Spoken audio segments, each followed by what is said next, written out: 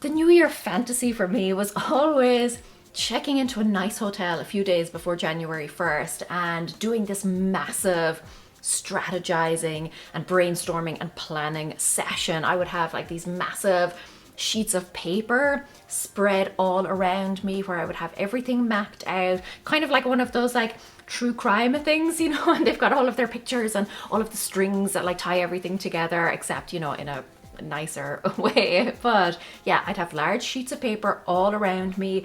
I'd have somebody bringing me room service, and then I would come back home. I would feel refreshed and revitalized and ready to take on the new year with this like perfect, thorough, detailed plan for exactly how I was going to live my perfect life. Let's just say I have yet to live out that dream, but I do have a few basic things that I do to get my ducks in a row before the new year. Let's go.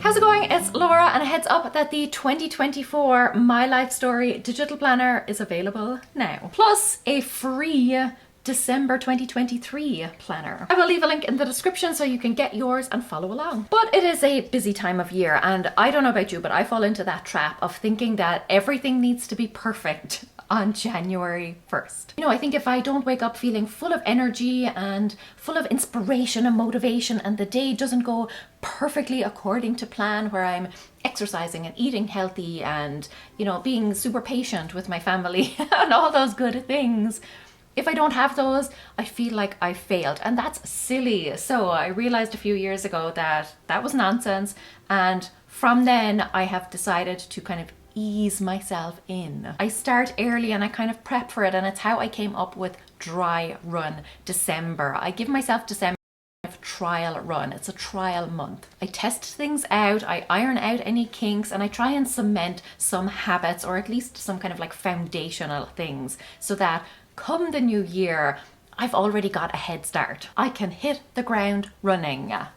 In theory, at least. But there's no harm in giving yourself a little advantage, you know, like a little lead up to things. So I wanted to share exactly how I do it and how I plan for that. So the first step for me always involves broadly mapping out the month ahead. And when I say the month ahead, I mean December. We're doing Dry Run December. We're giving ourselves a head start. I look at all of my commitments, my appointments, any events I have coming up, just anything, all my work related stuff, tasks, meetings, just like things I have to do, like buying gifts, who I have to buy gifts for, what I'm going to buy them, all of those types of things. My family will be here, so I'll include time to prep for their arrival. I include time for shopping to buy all of those gifts, but I have to write a list, because if I do not write a list, I always forget someone. It's usually like my daughter's bus driver, you know, the school bus drivers, or her teacher, or somebody like that. Always forget somebody, so I write myself a list. Something else I like to do every year is to book in for a hair appointment, so that I don't look like a scruff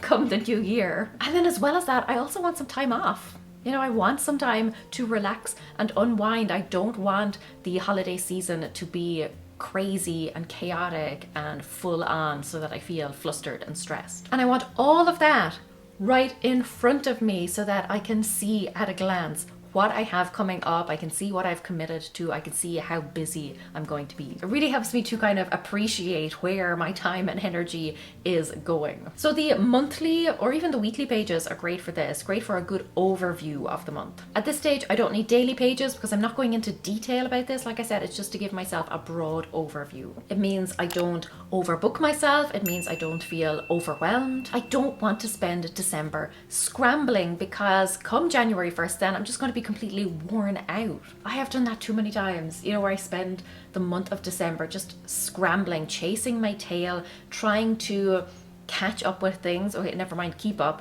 catch up.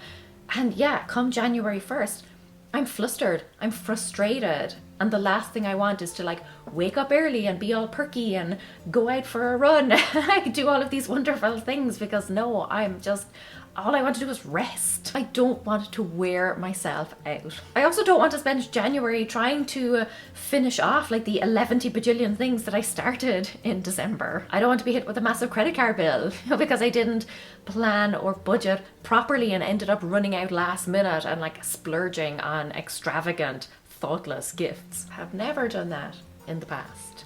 Nope. But using the monthly page, that's what I use. Like I said, you could use the weekly layout. It helps me to get that bird's eye view. It helps me calm down and know that I am in control. If it's looking a little bit tight, I can see if there's anything that I could maybe cancel or at least postpone. But I just know that when I plan ahead, even if it's just a broad plan, I feel much more in control. I feel much calmer, and I just enjoy December a lot more. I'm less flustered throughout the month. I can actually sit back and enjoy it. And then, like I said, the less flustered I am, the better the start to the new year. The more energy I have, the more patience I have, the more time and energy and motivation and focus I have to dedicate to ensuring that those good habits that I want are in place. Now, speaking of habits, the next thing that I do is to utilize the stop, start, continue framework. I think about any habits I would like to quit. I think about any that I would like to take up for the new year, plus any ones that I think are going well for me and I would like to continue doing. I will have a video coming up on that very soon. All of the habits that I adopted this year that I will be carrying forward into 2024. I also look at the habits that I have been tracking in previous years, just to give me an idea of the types of habits that I was trying to adopt or the habits that I was following throughout the year. Then I use the habit tracker section in the 2024 planner to map out or list out the habits that I would like to stay on top of in 2024. One thing I know I definitely want to continue to track is my pain level. So at the beginning of 2023, I was experiencing a lot of chronic pain. I would have like maybe 1 to 2 episodes a week, I would say, but certainly several throughout the month. And then in September, I started a new medication and I have noticed a significant difference. So whereas before, like I said, I was getting 1 to 2 episodes a week, now I'm getting probably 1 to 2 episodes a month. So I want to continue to track that in 2024 and see if that trend continues and if the medication continues to work for me. Because honestly, this has been, I mean, just a revelation to me. It has completely changed my life. And seeing that, seeing that the first half of 2023, I had all of these marks for all of my pain days. And then as the year went on, those lessened. Oh, the visual of that and obviously the experience of that has been wonderful. So I'm really curious and interested to see if that pattern continues, and I think it would be really motivating to me to see that, at a glance, the whole year, there are only a handful of little dots filled in, as opposed to previous years where it was just like chaos. Not 100% sure yet what habits I want to stop doing and what habits I want to start doing. I'll have to think a little bit more on that. And like I said, I will be sharing a video soon on the habits that I will be continuing. Now, speaking of health, another area that I want to focus on is food, which is where this meal planner page is going to come in really handy. I will say though, I'm not going to use it in kind of the traditional sense, as in like mapping out each day what I'm going to eat. No, instead I'm going to use it in a slightly different way. I'm just not much of a meal planner, and if you followed me on Instagram, you'll know that this past year or two I have been putting a little bit more effort into learning to cook, trying to find nice meals, but not just nice meals for me, nice meals that all of us can eat, because we all have very different tastes when it comes to food. It's so tricky, but also you'll know, again, if you follow me on Instagram, that this year I've been putting a lot more effort into my daughter's school lunches, because I was noticing that her diet overall was not very balanced. So I started putting a little bit more effort in, making sure that she had a good mix of different things, proteins and things. And I was writing out a list of different ideas and, keeping that list so that I would be able to refer back to it, so that I wouldn't end up, throwing something together last minute, so she wouldn't end up just eating the same sandwich every day. I kept a list of different things that were, a mix, like a balanced diet, and things that she would actually eat. Now, I will say she does go through phases, so sometimes I do have to update the list, but it's really handy to have that list. And it got me thinking, like, why don't I have that list for myself, so that I'm not scrambling every day trying to think of dinner ideas that we can all eat. So instead of using this to plan out each day what I'm going to eat. Like I will eat this on Monday, I will eat this on Tuesday. No, I am going to just write down 7 of each type of meal that I enjoy eating. Not that I have to eat them on a particular day, like I said, but just 7 breakfasts, 7 lunches, 7 dinners, and at least 7 snacks. Things that I can easily make and will happily eat. So I guess for me, this is kind of going to be less of a strict meal planner and more of an ideas board. I will say, if you're thinking right now, like 7, that's not very many. I'm not very adventurous with my meals, okay? I pick one thing or like a handful of things and I generally tend to stick with them, at least for quite a while. But at the same time, I'm not limiting myself to these options. These are just kind of like the top 7 go-tos that I know that I can quickly make and will enjoy. It's just to give me kind of a good idea on those days where I'm thinking like, oh, what will I make for dinner? I think I'll just go ahead and order some pizza. That type of thing. And like with my daughter, I'm sure over time I will update it as I learn new dishes and, you know, get new favorites. But I want to have this already mapped out. So again, when January 1st hits, I'm not scrambling. I want as many things kind of in place as possible. Not that I have to have them all prepared or anything, but simply just to have the ideas there even, and then the shopping list at the bottom. I can have that filled out so that throughout December, I can pick up that stuff and I know that I'm fully stocked then. So when December, or when January rather, does roll around, I know I'm fully stocked and I know I have a list of easy meals that I can make and that I and my family can and will eat. It's all about making things simple, you know, and easing ourselves into the new year. Next then are my goals, and like with the monthly overview, this is just to give myself a general roadmap, okay? I don't have to stick to these rigidly, but I'm a list maker.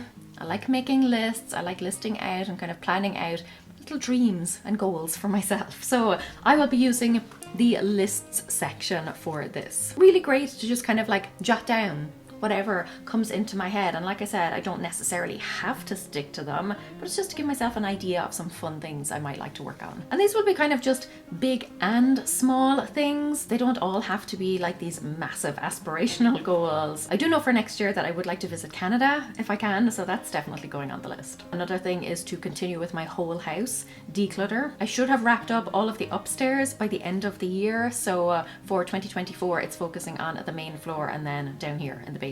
And the upstairs was always the most minimalist. So yeah, the rest of the house is going to be quite the chore. That'd be quite the journey. Sometimes I'll start a separate list if I feel like a goal kind of needs to be broken down a little bit more. So like with the whole house declutter, I might start a separate list and, you know, list out all of the different spaces in the home so that I can tick them off individually. Sometimes I will start, you know, if there's kind of like a theme or a collection of things, I might start a separate list for that. So like maybe books I want to read or places I want to visit. But it always starts with that initial brain dump of ideas and thoughts and things that I might like to do in the coming year. This is always such a fun one for me because, like I said, I am a list maker, but it also fills me with that kind of wonder and curiosity and hope for the future. Gets me excited to face into a new year. Next then is my vision board. Now I will only fill this out for January, and I try to keep it kind of as realistic as possible. Each month in the planner starts with a vision board because I want your goals and your ideas and your focus to be top of mind anytime you go and look at a new month. With all of the other work I've done, you know, mapping out December to kind of get a good sense of where I might be on January 1st in terms of, you know, like workload and stuff, brain dumping all of my goals, like thinking about the habits that I want to set in place. With all of that, I try then to choose a small handful of things that I would like to focus on in January. These can be kind of like broader things like eating a little bit better, to smaller, more specific things. Maybe, you know, like decluttering a certain space. Could also be, you know, going to a concert or a live event, could be going on a date night, all those types of things, but just anything that I would like to focus on for the month of January. Again, trying to keep it as realistic and doable as possible. So for the food one, for instance, I might go online and find pictures of meals that I like. Just nice, bright, colorful, appetizing photos of the meals that I like to eat, maybe even a photograph that I've taken myself of a meal that I've made. Anything that kind of represents what I want to focus on. So for me personally in 2024, I will be focusing a lot work-wise on kind of restructuring the business. I want to streamline things. I want to put better systems in place. So that will be a big focus for me in January. And you know, in previous years, something that I would have done is put pressure on myself to have all of that in place before January, so that come January 1st, like the business was already running like clockwork. But I know from lots of experience that it's just too much to put on my plate in December. So instead, it's something that I'm going to focus on in January, again, in a very realistic way, easing myself into it. I mean, I'm still a perfectionist, you know, ideally, in an ideal world, I would love all of that to be running smoothly, like up and running on January 1st. But I'm also older and wiser now, and I know that those types of plans don't work out if I put too much pressure on myself in December. I'll just end up burning out and just not enjoying anything. So with dry run December, I'm just trying to plant some seeds in December. Maybe get the ball rolling in a few areas or kind of brainstorm a few ideas. Could use my lists page for that. But I don't have to have it be this like all or nothing thing. Like it doesn't have to be all in place on January 1st. I can try out some things now, give myself some ideas, and then just roll into the new year ready to make some improvements. I'm learning, I'm growing. Then this tracker down here at the bottom then. I used this in a different way this year, 2023, and I really liked how I used it, so I'm going to continue to use it the same way in 2024. So instead of tracking like a very specific habit or something like that, which is what the habit tracking pages are for, I use this simply to track down whether or not I feel I have made progress towards my goals for that month. It's kind of just a gut check thing, but it really encourages me to try every day to make some form of progress. Now, obviously there will be days when I will be able to make a lot of progress, and there will be other days where I won't be able to make a lot of progress. And I don't beat myself up for those days, but it's simply to kind of keep things top of mind for me, and hopefully so that most days of the month I'm able to make some forward progress, whether that be a big thing, like I said, or something small, maybe even just doing some research. Sometimes I feel like habit tracking can be a little bit black or white. It can be a little bit, you know, did I do it or didn't I? And there's no real wiggle room or room for like nuance or context or anything. So this I try and keep a little bit looser. You know, it's simply to ask myself, did I make some form of progress towards the vision that I have for myself? Am I a step or two closer to where I'd like to be for the month? Did I do something today that was helpful for me? Now, like I said, the goal is not perfection on January 1st. It's simply to be a little step closer. It's simply to kind of have the wheels greased, as it were, so that it's easier to get started. It's to have the foundation put in place. Then all that's left to do is to build from there. That's what I did in the 2023 version of this planner, and now I have a record of the journey that I took throughout the year. And what a year it was! I had like my dad's transplant, my chronic pain healing journey, we had like a big family road trip, all of those things. I now have a detailed record of them that I can look back on for years to come. I have it all documented in my digital planner. It's why I call the planner My Life Story. It's because that is exactly what is in here. And now I'm about to write the next chapter with the 2024 version. If you want to write your life story, grab your planner at the link in the description. Like I said, there's also a free December 2023 planner so that you can document your dry run month before you fully dive in and start designing and building 2024. It is to help you create your year, map your goals, and capture all of your precious memories. Go ahead and grab yours now, and until next time, grab mille maith. Agus feici mé sibh si go luath. Slán!